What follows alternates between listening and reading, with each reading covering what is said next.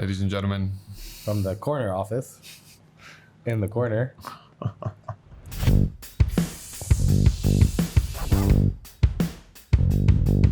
Okay. By the way, did we have these been placed here specifically? Can I change them or no. these top hat? But top hat is very British, no? Yeah, true. Tweed. The cow. What's that one? I didn't get any. Oh, hockey. Oh, there we go. Very Canadian. Very Canadian. Yeah. Put it right there. Anyway, so we're starting this podcast and we're looking at a website that you shared, Layoffs.fyi. I think it's a gold mine. Yeah. I think it's super interesting, and it's basically a website that tracks, I guess, layoffs globally. I think layoffs, particularly in like the startup space. I think if you look at it, if you look at the names on there. Yeah, it's crazy. You were just reading it out loud before, but there's 762 startups that have laid off almost 130,000 employees since March 11th. I think so. Yeah. Or November 3rd. But it says 2020, right? Yeah, 2020. So if you scroll it back down, but if you look on the list, what's crazy about it is. And it has all the Middle Eastern ones, by the way, for the people who are listening. Like, you'll find Swivel on there, you'll find Rain. Like, it's quite up to date. Down to row 156 is all of 2022, which is crazy. Holy and shit. It's really started to accelerate. Like, these numbers have really started to accelerate up over the last 3 weeks. Yeah, and you're getting like 5 or 6 per day. Yeah. Shit. So yeah, you have the Swivel, the 400 layoffs of Swivel. You have Rain undisclosed. Are there any other Middle Eastern ones that we would know? That we would know? I mean, there's a couple that operate here, but I'm not sure if their layoffs are actually here. There's Truck It In Karachi, by the way, which is here. 30% of their workforce or their team or whatever are being let go. Super interesting. And I mean, I guess the point of why we're discussing this is because the assumption would be, given kind of where everything's at, that this list is going to continue to, unfortunately, grow probably quite exponentially over the next probably 3 to 4 months. It's crazy. There's a few that I wasn't aware of, like Airlift in Lahore. 31% of their team they let go of. That's crazy, isn't it? That's insane. Yeah. Anyway, so I guess the topic is why are we having so many layoffs? What's happening? Why are companies kind of letting people go? I think there's a variety of reasons, and we should probably talk to it a little bit, and then give a bit of our perspective on it. You want to start by your perspective of why you think layoffs are happening? Yeah, I mean, ultimately, it's fine. Typical JoJo, just come in and make her entrance. Fuck. She's always got to feature in the podcast. That's the thing. Yeah. It's the interrupted feature. Yeah, exactly. Come to say hi? Jojo. Hi, I'm Jojo. Hi. I'm the walk-in billboard of DUCKLIFE. So why are layoffs happening in your mind? Yeah, so I mean, there's like probably 3 points to kind of why they're happening. I think kind of bar the obvious in the sense of like the economy has started to shrink down. We're seeing these factors kind of play out across the world. But the economy shrinking, like why is that important? Like, I think just... Yeah, so like when it comes to like the economy shrinking itself, we're talking about, when it comes to people's spend, obviously inflation is a huge issue globally or like across the world at the moment. And as prices rise up, then people's spending power starts to diminish. Yeah. Obviously the cost of capital, interest rates have started to rise across the world as well. And that when people have less money to spend, then there's less demand. When there's less demand, there's less spend with the revenue for businesses. So therefore the economy starts to retrace and retract into what we've seen. This coming off the back of probably one of the largest like financial expansions that we've had with COVID. So you're kind of like this perfect recipe of, a mix of businesses that have perhaps spent too much and kind of mismanaged money and allocation. And then businesses that are really just kind of treading water and struggling to kind of retain. And, one of the biggest costs, as we know, to a business is your people costs. And as you realize that your demand starts to drop, cost of capital becomes more expensive. So, taking out loans is more challenging for the business. Then you have to start making adjustments. And those adjustments, unfortunately, quite often come into staff costs. Yeah, and I think specifically to the space that we're in, like, why is it affecting startups more than anything else? I think there's two reasons. One, a startup's ability to raise money and continue a burn rate that they had steady for like the last couple of years is just not likely. Mm-hmm. And so you're seeing a lot of startups, doing a cost exercise, like you said, instead of a growth exercise or a revenue exercise. And so they can only control one variable now, and that's their internal kind of costs. And I think, like you said, unfortunately, that comes at the cost of people. The other side is that as these startups are unable to raise money, or their appetite to go public is probably even smaller than it was before, then the inevitability of specific industries is to consolidate. Yep. And so as we saw, Swivel, acquire a bunch of their competitors globally, as we're going to start seeing it in the kitchen business, in many different businesses, and micromobility, etc. We're going to start seeing all types of kind of acquisitions and mergers and stuff like that. And obviously, as a result, when you get these efficiencies that are the product of mergers, of course you're also going to see more layoffs. Yeah. Now, what does that mean? Are layoffs bad? Now, obviously, if you're the one being laid off and you've lost your job, that's terrible. Mm-hmm. I mean, especially in today's environment, it's very difficult in today's environment. Really scary. You remember in 2008-9? You remember that? Yeah. When we were a bit younger, like when we kind of headed straight into that last recession. It's very difficult for people because a lot of people are walking a bit of a shoestring in their personal kind of day to day. So it does impact them tremendously. I mean, inflation is a bit of an issue. Cost of living in general is through the roof. And with the market being in the state that it's in, like, people are not very optimistic about finding a job immediately. Mm. And so, yeah, it is a scary thing. So not to be, not to lack sympathy, but yeah, it is a terrible outcome. But is this a market kind of that can rebuild quickly? Yeah, absolutely. I think the world has changed so fast. I feel like digitization is happening quicker than it ever did. I feel like the world is changing. And so a lot of these people that have lost their jobs, would either reskill or find a new job. And on that topic, I had a run-in with a guy on LinkedIn, and I just want to share it publicly. I'm not going to name him. You having a run-in? Yeah, I had a run-in on LinkedIn with a guy. And this guy, was trying to help out his friend. His friend lost their job. They're based in Dubai. His friend is supposedly a marketeer, and they're looking for a job in Dubai. And I, decided to comment on that post. He said, "Hey, I know somebody, a close friend of mine, super reliable, really good at what they do. They're based in Dubai. They're looking for a marketing job." And that was their post. So I responded to the post and said, "Hey, I would recommend that your friend create a profile on No Bueno. And, by doing that, who knows, they might get matched to a job in Dubai." And, I commented, and then next thing you know, like a couple hours later, he commented and said, "Hey, my friend, created a profile on No Bueno, and there are no marketing jobs on the platform. And by the way, it's not nice to, promote your brand, at the expense of somebody's, misfortune."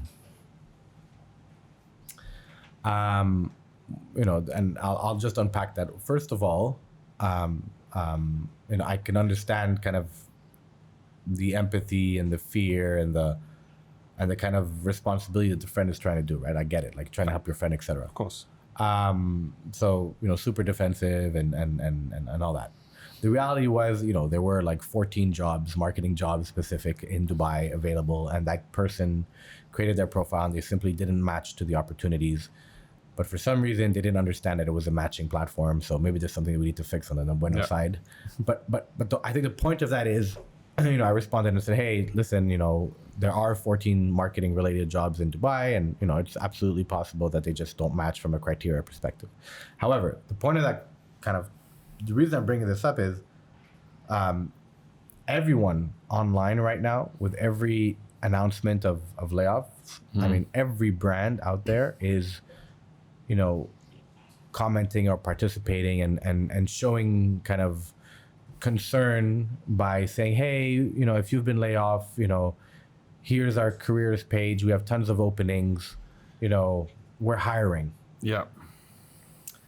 And based on the experience I had with this guy and this run-in and just seeing how everyone's commenting, like I'm having trouble understanding, is it right or wrong?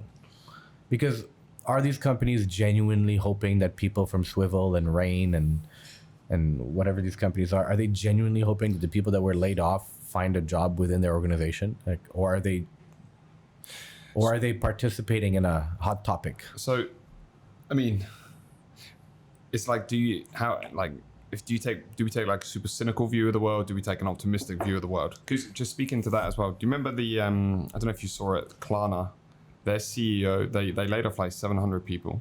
And their CEO shared through his network, and he's got thousands of followers on like LinkedIn and Twitter.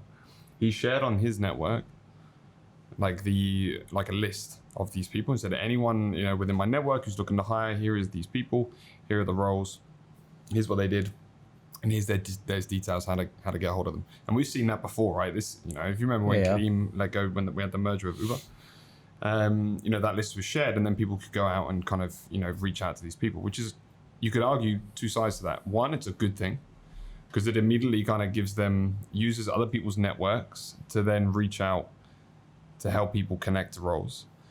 But then this CEO, the Klarna CEO, I'm just looking at the article now, he faced a ton of pushback in the sense of you like announced that I've left the company, you've shared my personal details, and he was completely battered for kind of doing something which arguably, like probably in his mind, was a very good thing. Let me reach out to my network, which has grown exponentially because of my role, and let me put you out there. And then brands and other people can then connect to that. So I guess the debate you're saying is like, is it a trend? Are people being truly authentic to helping people that are either being laid off? For him, is he trying to cover his like? But that's what I was gonna say. Like, I wish we could have him on the podcast, but like, maybe we should invite him. Maybe we should. But but I would like. I'm starting to really question it too, because I'm like, okay, what would be the incentive for the CEO to do that? Like, well, I mean, it depends what culture you've built in your company. If you've got a company culture, and sure, like, don't get me wrong, like, think about it. If you're in, imagine an organization, even here, you have to let people go. That's shit. Like, for us here, we're a small company in DUCKLIFE. We're a family of like people. Mm-hmm. Many startups start up kind of that same way, right? Very small teams, and then as they grow, kind of that organization grows. But if you think about the true, like, if you are true to your values and your kind of culture that you have there, it's a really shitty position to be in to say, okay, we have to let people go to save the business. The business cannot sustain, we have to scale back. And obviously, when you're making layoffs, there's the question that you could ask second to that is, why so many layoffs? Is that an accountability issue? Has your leadership overhired? Has there been poor resource and like business planning, like in the lead up to that? And if so, then that's fine. Acknowledgement of that, and then like prepare for kind of like sure. Stronger I mean, future. But like for him, that's a different topic. But why? Like, what's the incentive for him to do that? Because maybe that's the culture of his company, and maybe he doesn't have to have an incentive himself to do that, other than to say, I mean, if you took a cynical view, it's brand reputation. He's trying to protect his brand reputation by helping colleagues that he's letting go. No, but like the non-cynical view is, no, he's just a decent guy and he wants his former colleagues to continue to prosper outside of his organization. But is it helpful? You know what I mean? Like, do we believe it's genuinely helpful to create a list of people looking for jobs? Well, I think it's helpful to, if you're an organization, you've hired these people because you believe that these people are good people. Yeah, you've also let them go. And you've let them go because you've had to make tough choices. Yeah, but you chose to let go of those people. Sure, but compiling that list and then putting out to your network. What's the value of that for the people on the list? Well, it gives them exposure to other people that are within that person's network. Why is that a bad thing? If he's got take this guy, say he's got a huge network of people who follow him because they value his opinion on stuff, and he releases a network. He is in effect endorsing 700 people immediately publicly by sharing that list. Is he?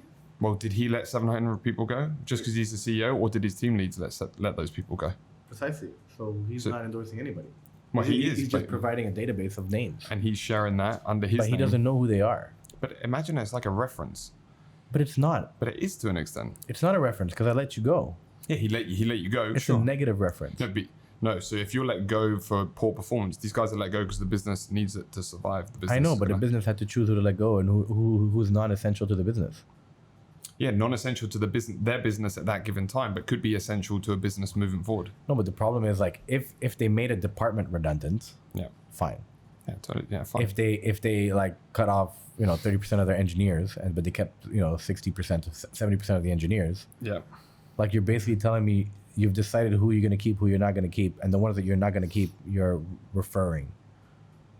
Yeah. You know what I mean? Like it just like I'm starting to wonder like maybe I'm psychoanalyzing this too much, but like the incentive for the CEO to do this is to save face in a mass layoff.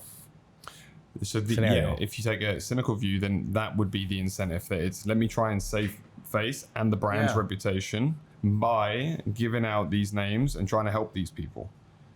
But it's like they're going out the door. They're going out the door regardless because that decision has been made. So he doesn't have to make that decision and leverage his network that way. He could actually just stay silent on the topic and allow his PR department to deal with it. Instead, he gets behind that list and uses it across his network.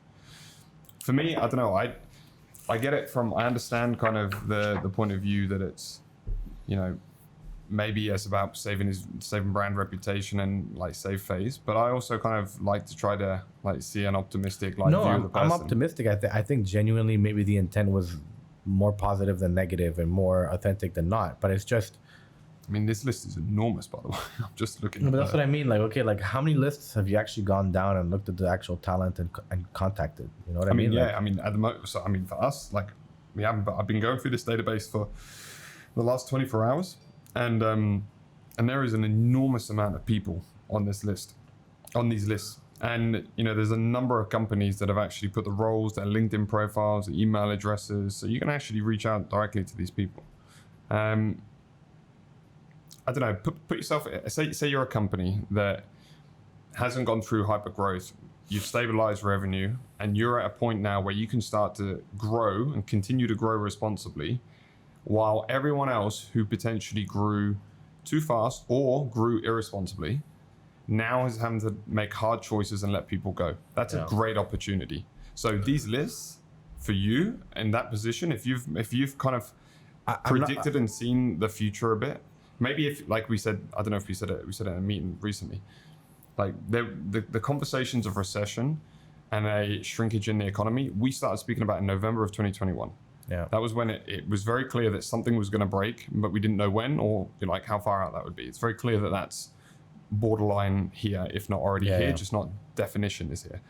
So if you were one of those people or brands or CEOs that had a healthy business and foresaw that, you're licking your lips at this point. Because not only are all of these people being let go from their jobs, so that means they're immediately available. What's one of the biggest pain points when you try to hire good talent? Yeah. Not available for Timelines. 1 to 3 months. Now they're immediately available, and even better, you have a list shortlisted for you of people with that experience and dropped onto databases. It's pretty useful if you put yourself on that shoes. It's useful. It was just, I mean, to take it back, like for me, I was wondering like the biggest noise that's created on the back of these things is the conversations that happen on social media. Yeah. Right? Like, and maybe it's too soon to say, but I can't wait to see. I'm sure somebody will do a piece at some point on like, what happens after these lists get created. You know what I mean? What is the effectiveness on both sides for hiring companies and for the talent on these lists? Like, what is the actual byproduct as a result, right? I don't know, but so far the chatter that it creates is the chatter, right? It's just noise. It's a trending topic. Yeah.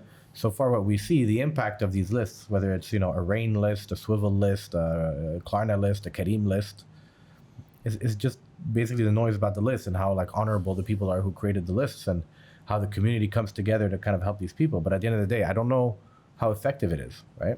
Yeah, I think I'd be really curious. I'm trying not to be cynical, but so far the only thing we've seen is that it's just a bunch of chatter. I mean, if you think about it from a, if I was to take the other side of the coin in terms of what I was just saying, if you think about the value of a list is again quite noisy. Like now I look at this site and like what we're seeing, 7 or 8 companies added per day, multiple lists, hundreds, thousands of people now. It almost starts to create the same problem as what the existing kind of system is there already. How do you filter through that? How do you qualify that? Versus if you're one of the team leads or the manager that lets someone go, or you had to choose and you had to say let 4 people from your team go, like because of those tough decisions, and then you start going through your network and privately referring those, you could argue that that's almost a better way of doing it. 100%. Is what the point you're getting at, because a list now starts to curate just masses of people all in one And you place. also don't want to be associated to that. As a talent, like, oh, I'm one of the 130,000 layoffs that have happened in the last 2 years in startups. Which is precisely the pushback that this CEO got, the Klarna CEO. And that's my point. Like, I genuinely don't want to be on any list. No. You know what I mean? And I don't want to be generalized. I don't want to be, pigeonholed into anything. And I feel like opportunity should be something that, happens in the most organic way possible, right? I believe that, right? Mm-hmm. And I think like it should be like objective. It should be like, based on something, not on someone's kind of, definition of me being an X something employee on a list who lost their job and etc. Right? So I kind of feel like the journey itself isn't conducive to positive experiences, but then it's. I think if you're one of those people on that list, I mean, kind of your next step forward. I mean, I think if I was to say, ultimately you're gonna want to try and work your network. Yeah. And you're caught in between a rock and a hard place, like during kind of a period of time where like we're on the brink of recession, like companies are starting to slow down their hiring, pause hiring, or reverse everything that they've already like hired. Yeah. So kind of the strategy for you going forward is really a case of, okay, you need to just make sure you got all of your kind of ducks in a row, like you get all your profile, everything's set. You want to make sure that you can work your network, reach out to contacts, just put your name out there. Patience is going to be required. Yeah. For sure, you're going to want to be patient. It's not going to fix overnight. Maybe it will. Maybe there's opportunities there. But you're going to have a bit of patience. And then I'd probably say you want to be pretty transparent and upfront. And not be defensive either. Like, as shitty as it is and as annoyed as you may be with like your former employee, like being like, we wouldn't want someone to come to us and then just like talk shit bitching out like their former employee, because that's just not conducive to kind of your forward progress. Right? So you're going to want to be transparent as to what happened, kind of what you take away from it, like make sure that you're kind of updated everything that you need to. Obviously, we have No Bueno, which is a platform almost perfect for this time, which doesn't guarantee anything, but it potentially puts you out into the market and it works in the background for you. So that's something you could try. But then at the same time, like any conversations you have working across your phone book, your connections on LinkedIn. And that's fundamentally the problem that we're trying to fix, by the way, with No Bueno. And not to make this like a selfish like plug, but like what we're describing here is fundamentally the problem we're trying to fix, is that unfortunately, the opportunity that you have access to is 100% correlated to your ability to search or find or network, right? So it's like, if you're super social, if you're really good at social media, if you're very kind of good at building relationships, if you're super active in your community, if you're like plugged into your industry, if you're like, this like social guru, opportunity will fall in your lap. But if you're just like really good at what you do and slightly introverted and don't want to speak to everybody and be super active on LinkedIn every single day, then, even though your merits might be, super strong, you're not going to get any opportunity, which is total bullshit.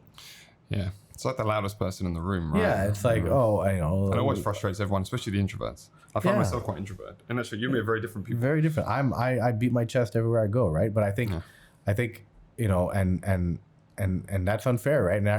In our society, like the strong are rewarded, right? And the strong is defined as the loudest. Yeah. Not the strongest from a talent or skill or capability perspective. And so what we're saying is, hey, get yourself on every fucking list. Hey, participate in every conversation. Join this group. Go to this. Like post about that. And that's the issue. Like at the end of the day, when you see what this CEO did from Klarna, when you see all these lists go out from Swivel or whatever, like fundamentally, that doesn't help anyone. If you really think about it, like, you know what I mean? Like, the system is based on being able to stand out. Yeah. You know what I mean? And so, like, the brands that, like, say, hey, we're hiring. Hey, Swivel. Hey, Rain, we're hiring. But I'd almost say it doesn't help. Again, agree with you to an extent, it doesn't help everyone or anyone. I think ultimately, you are individually responsible for what happens next.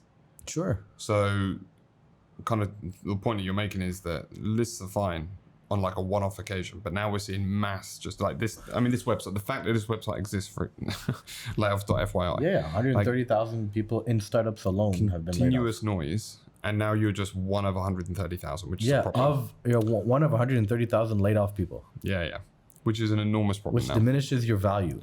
Incredibly. Right? Yeah, so with all these lists that are being created, it's almost like I don't want to be a part of the list. You know what? No, thanks. It's fine. Yeah. I'll take responsibility myself and I'll try to figure it out. And you know what I mean? And I just feel like the only reason brands would publish these lists or do these lists, and the only reason other brands would participate and talk about them is for the selfish promotion then. Yeah. It's a really tough situation for people to be in. I mean, ultimately, I think just going back, we'll move on to the next topic because I think Klarna's actually a good kind of segue in anyway on the next piece. Yeah. But like one of the things you said before was around kind of like skills. And ultimately, I mean, this is coming off the back of this. I think if we look at this kind of where this period's how long this period lasts, there's ultimately a reskill that needs to happen anyway. And people are gonna, like, out of the last recessionary period, there was some amazing, the companies that we will talk about today are the ones that were built off the back of the last one. But I think if you've got the ability or time, like, it's not just about putting yourself out there and, you know, walking into walls with like conversations and trying to get yourself employed, but really kind of sit down and spend time. Okay, what do people need? What are businesses going to need? Not just today, but over the next 6 months, 12 months. Can I reskill myself? Can I add some value to my profile, to who I am, to set myself up for what businesses will need once the pressure kind of cools off? Because I think the pressure is going to just increase for a period of time. And then once that starts to cool, businesses are still going to be businesses and they're still going to want to grow.